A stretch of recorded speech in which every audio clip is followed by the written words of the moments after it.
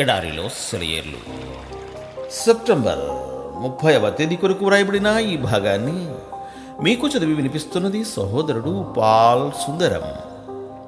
పక్షిరాజు తన గూడు రేపి తన పిల్లలపైన అల్లాడుచు రెక్కలు చాపుకొని వాటిని పట్టుకొని తన రెక్కల మీద వాటిని మోయునట్లు యెహోవా వానిని నడిపించెను.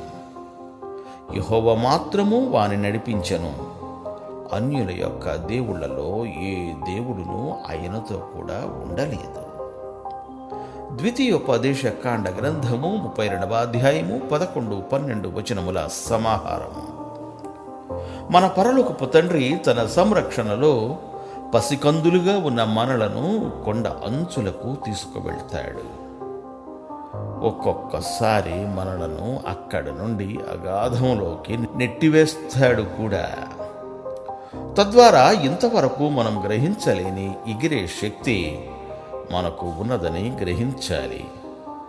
ఈ శక్తిని మనం గ్రహించినప్పుడు ఇక జీవితాంతం హాయిగా దీనిని ఉపయోగించుకుంటాం. అయితే ఈ ప్రయత్నంలో మనకేదైనా ప్రమాదం జరిగే పరిస్థితి కనిపిస్తే ఆయన పక్షిరాజులాగా మన క్రిందకి ఎగిరి వచ్చి తన బలిష్టమైన రెక్కల మీద మనలను మోసుకొని పైకి తీసుకువెళ్తాడు.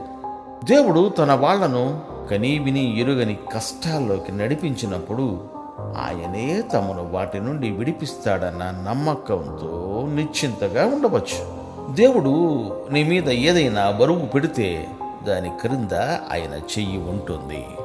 ఒక బ్రహ్మాండమైన మర్రి చెట్టు క్రింద ఒక చిన్న మొక్క ఉంది. దాని పైన పరుచుకొని ఉన్న మర్రి చెట్టు నీడ గురించి ఆ మొక్క ఎంతో సంతోషిస్తూ ఉండేది. బలిష్ఠుడైన తన స్నేహితుడైన మర్రి చెట్టు తనకు ఇస్తున్న సంరక్షణ గురించి ఆ మొక్క మర్రి చెట్టు పట్ల కృతజ్ఞతతో ఉండేది.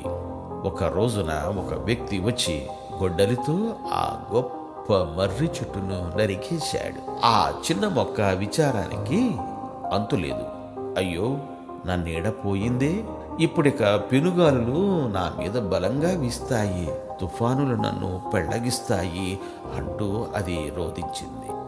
ఆ మొక్కను అంటిపెట్టుకున్న దేవదూత అన్నాడు, కాదు కాదు, ఇప్పుడు సూర్యరశ్మి నీపైన ప్రసరిస్తుంది, వర్షపు చినుకులు నేరుగా ధారాళంగా కురుస్తాయి. మొక్కగా ఉండిపోయిన నీ దేహం సౌష్ఠవాన్ని పుంజుకొని విరబూస్తుంది. నీ పూలు ఎండలో చిరునవ్వులు చిందిస్తాయి.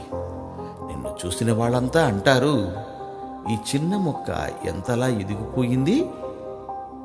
ఇప్పటిదాకా దానికి ఉన్న ఆశ్రయం నీడ తొలగిపోగానే ఇది ఎంత అందంగా నవనవలాడుతూ ఉంది అని. ఈ విధంగానే దేవుడు నీ సౌకర్యాలను, నీకిష్టమైన కొన్నింటిని నీ నుండి దూరం చేయడం ద్వారా నిన్ను మరింత మెరుగైన క్రైస్తవునిగా తీర్చిదిద్దుతూ ఉంటాడు. దేవుడు తన సైనికులను యుద్ధరంగంలోకి, కష్టసాధ్యమైన పనుల్లోకి పంపించడం ద్వారా శిక్షణ ఇస్తుంటాడు. మెత్తని పరుపులపై పడుకోబెట్టడం ద్వారా కాదు, ఆయన వారిని సెలయేర్లు దాటిస్తాడు, నదుల్ని ఈదిస్తాడు, పర్వతాలు ఎక్కిస్తాడు, విచారమైన బరువైన సంచుల్ని వారి వీపులకు కట్టి దూర ప్రదేశాలకు నడిపిస్తూ ఉంటాడు. అంతేగాని వారికి తడతడలాడే యూనిఫారంలు వేసి క్యాంపు గేటు దగ్గరే చతికిలబడమని చెప్పడు. సైనికులు అంటే యుద్ధరంగంలో తమ వీరత్వాన్ని ప్రదర్శించవలసిన వాళ్ళు. శాంతికరమైన సమయాల్లో సైనికులు అవసరం లేదు. తుపాకీ మందు వాసనలో, ఫిరంగి మోతల్లో, పొగల్లో, తుపాకీ గుండు దూసుకుపోతున్న స్థలాల్లో మాత్రమే సైనికుడు శౌర్యాన్ని నేర్చుకుంటాడు. క్రైస్తవుడా, నీ కష్టాలన్నిటికీ ఈ ఉదాహరణ చాలు కదా. నీలోని శ్రేష్టతను దేవుడు బయటకు తెస్తున్నాడు.